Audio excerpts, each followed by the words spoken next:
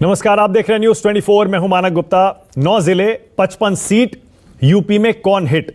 आपको पता ही है, उत्तर प्रदेश विधानसभा चुनाव में आज दूसरे चरण का मतदान चल रहा है। एक एक सीट की माइक्रो रिपोर्टिंग न्यूज 24 पर आपको मिलेगी। वैसे तो 3 राज्यों में आज मतदान है। गोवा, उत्तराखंड में भी वोटिंग चल रही है, लेकिन यूपी पर सबकी नजरें हैं। 1 बजे तक 39% मतदान यूपी में हुआ है, 45% गोवा में हो चुका है और उत्तराखंड में भी 35% मतदान 1 बजे तक हो चुका है।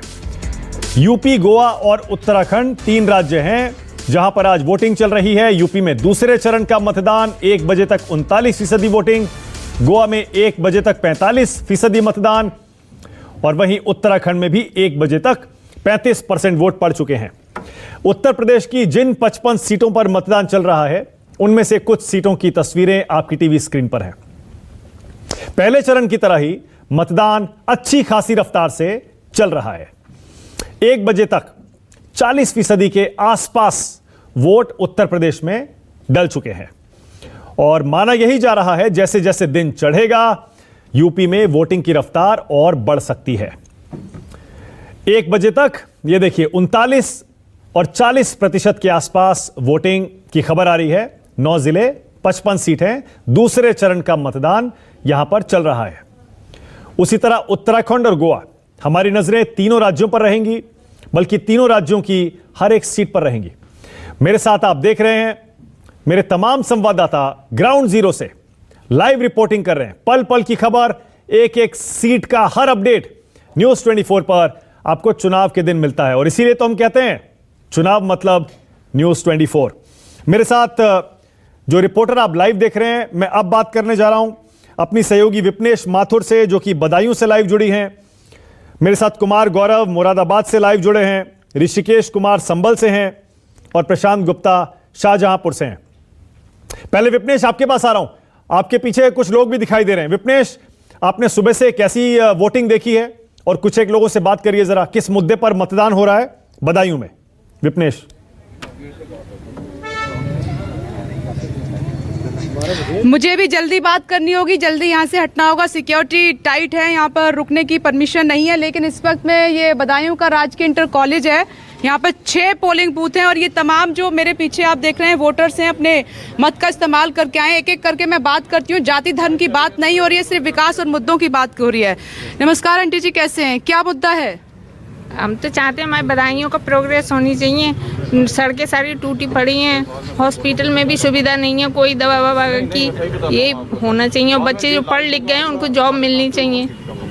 आप बताओ, आप युवा हैं, क्या प्रॉब्लम है बदायूं की? आप क्या चाहते हैं? हम लोग के लिए तो सबसे बड़ी प्रॉब्लम है, एक तरफ वो सरकार है जो कि हम लोग को रोजगार देती है, एक तरफ वो सरकार है जो क्राइम कम कर रही है। This is a big confusion in our youth. Then who can select to that government, means कौन सी गवर्नमेंट को हम सिलेक्ट कर सकते हैं? उससे सिलेक्ट करें जो हमें सेफ्टी दे रही है, या उससे सिलेक्ट करें जो हमें रोजगार दे रही है?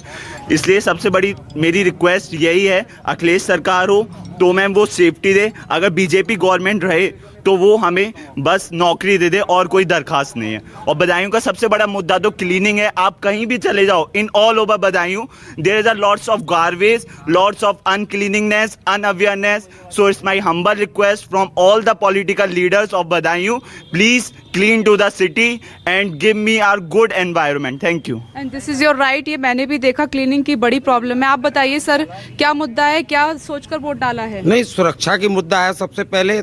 यहाँ सुरक्षा इस सरकार में हमको अच्छी प्राप्त हुई है, लेकिन इसके साथ ये बेरोजगार की जो प्रॉब्लम्स है, इस पर भी ध्यान देने वाली बात है, क्योंकि ये भी होना चाहिए था। ये बहुत आवश्यक है और इस बात पे तो बिल्कुल इस पे ध्यान रखा जाएगा और लोग इसको ध्यान में रखकर वोटिंग करेंगे।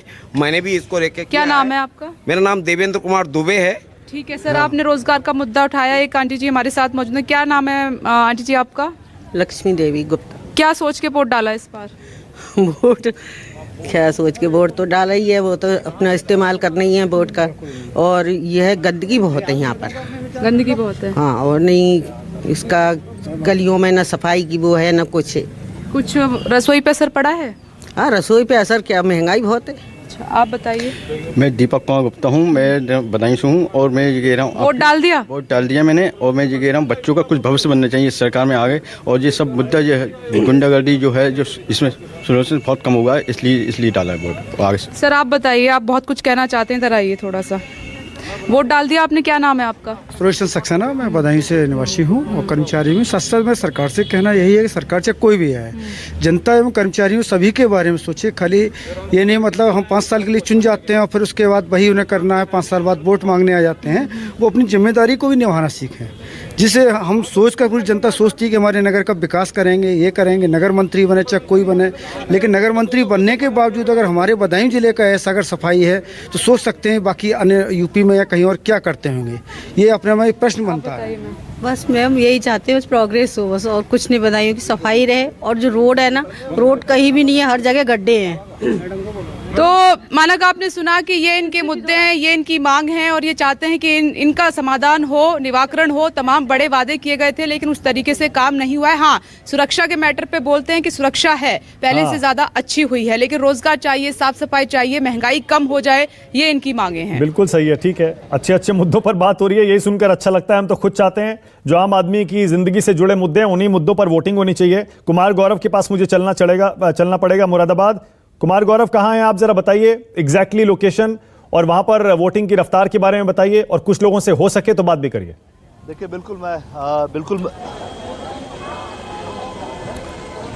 देखिए बिल्कुल मैं मुरादाबाद ग्रामीण क्षेत्र में हूँ। यहाँ मुख्य तौर पे जो मुकाबला है वो सपा और बसपा के बीच है, सपा और बीजेपी के बीच है। सपा के यहाँ से पिछले उम्मीदवार थे जिनको इस बार सपा ने टिकट नहीं दिया है, इकराम कुरैशी को, और वो इस बार कांग्रेस पार्टी के टिकट पे लड़ रहे हैं। बीजेपी ने जिसे टिकट पिछली बार दिया था उनका भी इस बार टिकट काटा है, और के मिश्रा को इस बार बीजेपी ने टिकट दिया है। यानी जो उम्मीदवार जो जीता था उसका भी यहाँ टिकट कटा, और जो हारा था, रनर अप था, उसका भी टिकट यहाँ पे कटा है। मैं कोशिश करूंगा कुछ लोगों से बातचीत करने की कि आखिर क्या सोचकर वो वोटिंग वगैरह कर रहे हैं, अपने वोट देने आए हैं, क्या दिमाग में क्या है, इस सरकार से खुश हैं, नाखुश हैं, क्या चाहिए, क्षेत्र की समस्या क्या है? बिल्कुल खुश हैं इस सरकार से, और मैं तो ये चाहता हूँ हमारी संस्कृति की विजय हो, इसके अलावा हमें और कुछ नहीं चाहिए।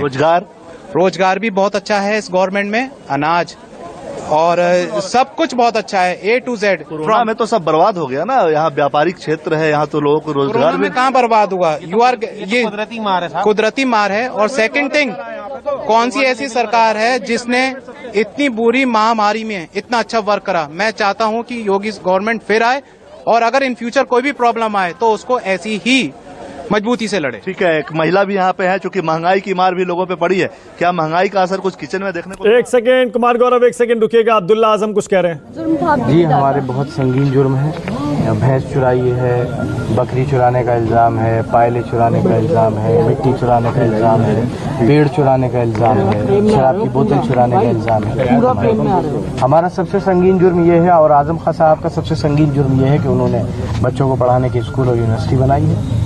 अब किसानों को तो 4 किसानों को अगर आप कुचल दें तो उसके बाद भी 4 महीने में बेल हो जाती है। शायद यही बीजेपी का न्यू इंडिया है जिसका वो नारा देते हैं। बीजेपी कहती है कि अब की बार जाति पे वोट नहीं होगा, अब की बार विकास के नाम पे वोट होगा। तो बीजेपी खुद ही विकास की बात नहीं कर रही है। बता दीजिए आपकी जनसभा में बीजेपी वाले कोई विकास की चीज गिना रहा है?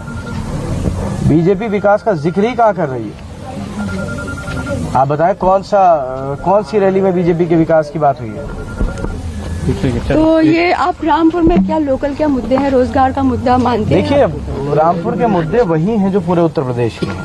बस रामपुर को जिस तरीके से पुलिस ने शौकिया मारा है, जेलों में बंद किया है, वो शायद जुल्म जाती आज तक के आज़ाद हिंदुस्तान के इतिहास में कभी नहीं। दूसरा चुनाव है आपका, पहले और इस बार में क्या अंतर मानते हैं?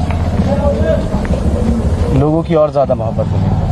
और आजम खान आपके साथ नहीं है, इस बार आप अकेले चुनाव लड़ रहे हैं, क्या लगता है कमी खल रही है आपको? ये जाहिर सी बात है, उनकी कमी कोई पूरी नहीं कर सकता, मैं भी नहीं कर सकता। लेकिन हाँ, लोगों के दिल में आजम साहब रहते हैं और लोग चुनाव लड़ रहे हैं, और वो अपना नतीजा 10 मार्च को देंगे। चलिए, बहुत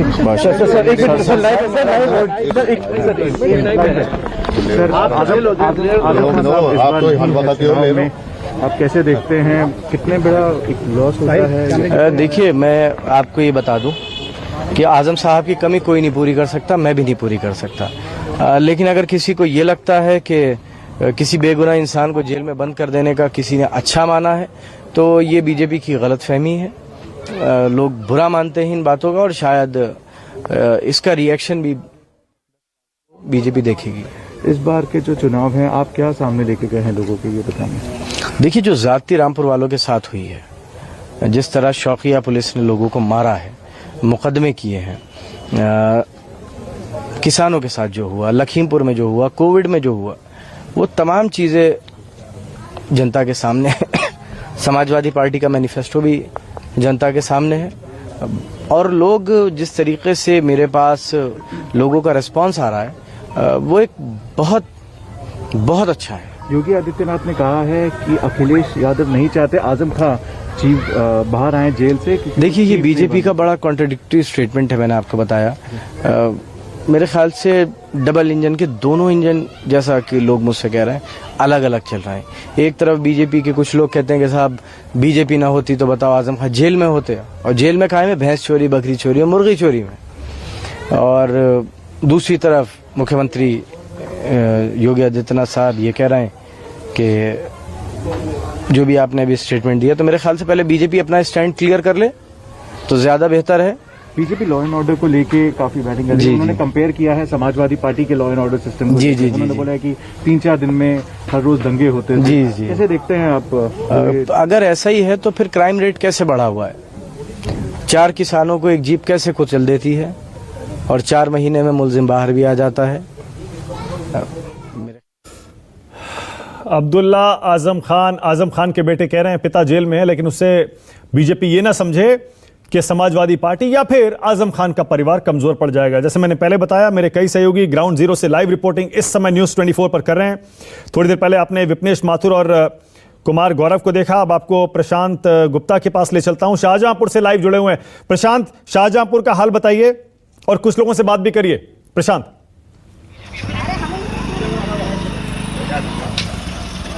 बिल्कुल मानक, मैं आपको बता दूं कि शाहजहांपुर में 6 विधानसभा सीटों को लेकर यहाँ पर एक तरीके से कहा जाए कि सीधा बाइपोलर इलेक्शन है।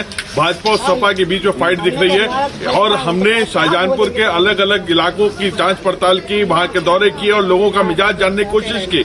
तो मैं आपको बता दूं कि यहाँ पर सीधी टक्कर जो है वो सपा और भाजपा के बीच में है। और जो कई गांव में हम लोग गए, उसमें दिलचस्प देखने वाली बात थी कि जो मुद्दे थे वो विकास के मुद्दे थे, लॉ एंड ऑर्डर का मुद्दा था और इसके अलावा ध्रुवीकरण की जो राजनीति है वो भी यहाँ पे साफ देखने को मिल रही है। तो कई जगह जो इलाके हैं जहाँ पर अल्पसंख्यक आबादी है वहां पे एक तरफा वोट पड़ रहा है, लेकिन जहाँ पर जो हिंदू आबादी है वहां पे एक तरफा वोट पड़ रहा है। तो ये पूरी तरह से एक बाइपोलर इलेक्शन की तरफ है। और जो बात कहते हैं कि मुद्दों के आधार पर वोट होना चाहिए, शायद वो मुद्दे हैं कहीं ना कहीं, लेकिन उन सब के बीच में जो धर्म की राजनीति है वो भी कहीं ना कहीं हावी है। तो मेरे साथ भी कुछ लोग हैं, अभी गांव में मौजूद हूं मैं। गांव में दोपहर में थोड़ा सा पोलिंग हल्की हो जाती है, लेकिन मैं जानने की कोशिश करूंगा महिला क्या आप वोट डाल के अभी आई हैं, क्या मुद्दे हैं आप लोगों के? मुद्दों के आधार पे आपने इस बार वोट दिया या आप लोग वोट कर रहे हैं? किन मुद्दों के आधार पे आप वोट करके आए? क्या मन में था जो दिमाग में आपके जब वोट करने लगे थे? विकास। हाँ, क्या विकास, किस तरीके का विकास हुआ है? राशन मिल रहा है। हाँ, आपको लगता है कि पहले तो सुरक्षित है? आप बता रहे हैं तो थोड़ा आप ही बता दीजिए। चलिए, किसान सम्मान निधि मिल रही है। हाँ, अभी तक नहीं मिलती थी। हाँ, तो किसान तो बहुत नाराज है। पश्चिम उत्तर प्रदेश का किसान कह रहा है कि उसके साथ में धोखा हुआ, किसान बिल लेकर आई सरकार, वो गलत थी। कोई धोखा नहीं हुआ कहने के लिए। तो शाहजहांपुर में किसान खुश है, उसको एमएसपी पे रेट पे दामों पर मिलती है, पैसे मिलते हैं उसको, क्योंकि धान और गेहूं यहाँ पे बहुत बड़ी संख्या में होता है। और इसके यहाँ के किसानों को क्या वो फसल के दाम मिलते हैं, उचित दाम मिलते हैं? और ओके प्रशांत, मुझे बाकी अपने संवाददाताओं के पास भी जाना है, जल्दी से विनय सिंह के पास जा रहा हूं। विनय, जरा बताइए एग्जैक्टली कहां पर हैं और वोटिंग के बारे में बताइए विनय। मानक में हसनपुर, अमरोहा जिला के हसनपुर विधानसभा सीट पे हूँ। यहाँ पर 3,61,000 मतदाता इस हसनपुर सीट पे। हर जगह वोटिंग हो रही है। सुबह से कुछ 1-2 जगह छुटपुट घटना की खबर आई ईवीएम खराब होने की, लेकिन हर जगह शांतिपूर्ण तरीके से वोट हो रही है। कुछ वोटर्स हैं यहाँ पर जो आए हैं वोट डालने, उन्हीं से बात कर रहे हैं। क्या नाम है आपका? जी sir, Yasmin. Good afternoon sir. हाँ यास्मीन जी, एक चीज बताइए, वोट डालने आई तो क्या दिमाग में था, क्या सोच के आई, क्या बदलाव, राष्ट्रवाद, क्या चीज सोच के आई? समाजवादी को वोट देना था, साइकिल को। मैं ये नहीं कह रहा हूँ किसको देना है, क्या सोच कर आए आप? हम ये सोच के आए जी कि हमारे यहाँ जो है अपना परिवर्तन आवे, सरकार दूर से आएगी, अपना बदलाव होगा तो हमारे यहाँ विकास होगा। जैसे कि हमारे गांव में अपना सरकारी अस्पताल आ जावे, या हमारे यहाँ शिक्षा का संभावना हो जाए, हमारे यहाँ सड़कें अपना सही हो जाए, जो रास्ते तो अब तक सरकार है उसने इतना काम तो किया है जो पिछली सरकार थी। हमारे यहाँ कोई अपना विकास का काम नहीं हुआ। सहवाजपुर डोर के अंदर हमारे यहाँ ना तो कोई सड़क का अपना निर्माण हुआ है, ना कोई अपना अच्छा कोई अस्पताल का कोई किसी तरह का कोई भी विकास हमारे यहाँ नहीं हुआ इस सरकार में। काफी लोग ये भी बता रहे हैं कि विकास हुआ है काफी। क्या नाम है आपका? मेरा नाम हैदर अली है। हैदर जी, क्या सोच के आए हैं यहाँ वोट डालने, कि क्या चाहते हैं कि अब सरकार से क्या नहीं मिला और आगे अगर कोई सरकार आई तो क्या मिले आप? सरकार दूसरी आनी चाहिए। बेरोजगारी नहीं, बेरोजगारी बहुत है और काम हिल्ला नहीं है बिल्कुल भी जनता के पास। और गाँवों में जो ये सरकार आई है कहीं काम हिल्ला कुछ नहीं है, ना रोड बना है नहीं कुछ है। और लोग कहते हैं हमने वो कर दिया, कहीं कुछ नहीं है। पूरी हसनपुर विधानसभा के अंदर कहीं भी जाकर देख लो आप, हर कोई से गांव में भी जाकर अगर काम करा होगा, कहाँ के विधायक जी रह गए हैं, इनके इधर भी हम घूमे, इनके इलाके के अंदर कहीं भी कोई से गांव के अंदर कोई रोड नहीं बना हुआ, सारे गारा घोटे तक गारा है, कोई काम नहीं हुआ, कहीं कुछ नहीं है। हमें ज्यादा सरकार बदलनी चाहिए। मौजूदा विधायक यहाँ पर बीजेपी के हैं, तो क्या लग रहा है आपको? उन्होंने विकास किया है, बीजेपी इतना दावे कर रही है, उन्होंने विकास किया है, जगह सड़कें बनाई हैं, हाईवेज बनाए हैं, तो क्या सोच कर आए हैं? क्या वही सरकार, अनाज बांटा जा रहा है गाँव में, घर घर में, तो क्या वही सरकार रहे या कुछ बदलाव चाह रहे हैं? बदलाव चाह रहे हैं जी। क्यों? ये चाह रहे रोजगार नहीं है बिल्कुल भी, या ठाले पड़े एक महीने काम मिल रहा है नहीं। अच्छा जी, तो उससे पहले तो था, 5 साल से चल रही है सरकार तो जी। काम मिलना नहीं है, रोजगार दूसरी सरकार चाह रहे हैं हम। दूसरी सरकार चाह रहे हैं। ओके विनय, अब मुझे ऋषिकेश के पास जाना पड़ेगा। संभल से लाइव है ऋषिकेश। ऋषिकेश जरा बताइए संभल का क्या हाल है, कैसी वोटिंग हो रही है ऋषिकेश? मानक जी देखिए, 4 विधानसभा की सीटें है, लेकिन असौली विधानसभा में 47% के आसपास वोटिंग हुई है। और जहां से गुलाब देवी हैं चंदौसी से, वहां वोटिंग अभी 32% है, 15% का अंतर है। देखिए जहां पे मैं मदरसा अंजुमन में हूं और आप तस्वीर देख लीजिए, मर्दों के मुकाबले जो महिला मतदाता है उनकी तादाद देखिए, 5 बूथ है और एक भी ऐसा बूथ नहीं है जिसपे महिलाओं की लंबी तादाद नहीं है, कतार नहीं है। पुरुष की जो उम्मीदवार है, जो पुरुष के जो लोग हैं वो कम है। ये बताइए मैडम, सरकार दावे कर रही है कानून व्यवस्था को लेकर के, मुस्लिम लड़कियों को टैबलेट और लैपटॉप देने के लिए, सरकार की दलीलों में दम है या फिर ऐसे ही बरगलाती है चुनाव? सरकार तो हमेशा ऐसे ही बरगलाती है, कहाँ कुछ करती है। लेकिन कहा जाता है ना कि ये कंफ्यूजन की स्थिति है महिलाओं को लेकर भी, कि विकास को लेकर वो तय नहीं कर पाते हैं। MIM भी यही कहती है कि गरीबी जहालत जैसे मुद्दों को ओवैसी साहब है। तो क्या इस तरीके की चीजें भी हैं क्या आप लोगों के अंदर? क्या विकास को लेकर मुफ्त अनाज, गैस का सिलेंडर, बच्चियों की शादी में पैसे, स्कॉलरशिप, सरकार कहते हैं हिंदू मुस्लिम को भी भेद नहीं है। सरकार सच बोल रही है, झूठ बोलती है? वादे झूठे होते हैं। आप पहली बार वोटर हो? आप फर्स्ट टाइम वोटर हैं? हाँ जी। क्या आप सरकार करिए कि नए युवाओं को सवाल पूछिए, किन किन मुद्दों पर ये लड़कियां और ये औरतें वोट डाल रही हैं? सीधा जल्दी सवाल पूछिए, किन मुद्दों पर वोट डाल रही हैं? सरकार मतलब उसके लिए कर रही है। किन मुद्दा क्या है? वोट डालने का आधार क्या है? विकास? मुद्दा क्या है? वोट डालने का आधार क्या है? आप लोग हाँ बताइए, आधार क्या है? ये बेरोजगारी के खिलाफ वोट डाला जा रहा है, भ्रष्टाचार के खिलाफ वोट डाला है, किसानों के शहीद जो हुए किसान, उनके अपमान जो किया है उसके लिए वोट डाला जा रहा है। अच्छा हाँ। क्या भैया सही बोल रहे हैं ये? हाँ सही बोल रहे हैं। गैस रसोई जो महंगी हुई है उसके खिलाफ वोट डाला जा रहा है। वोट डालने का आधार क्या है? बदलाव है, विकास है? बदलाव करना चाह रहा हूँ। ये क्या है भैया? फर्स्ट टाइम आप वोटर है? रोजगार, महंगाई क्या है, या sustainable development? I don't know. हाँ इनसे पूछ क्या? बेरोजगारी के खिलाफ। बेरोजगारी क्या भैया? मुद्दा क्या है? मुद्दा कुछ नहीं है। मुद्दा कुछ नहीं। देखिए महिला ओके, मुझे ब्रेक लेना है, लेकिन ग्राउंड जीरो से न्यूज़ 24 की लाइव रिपोर्टिंग चलती रहेगी लगातार।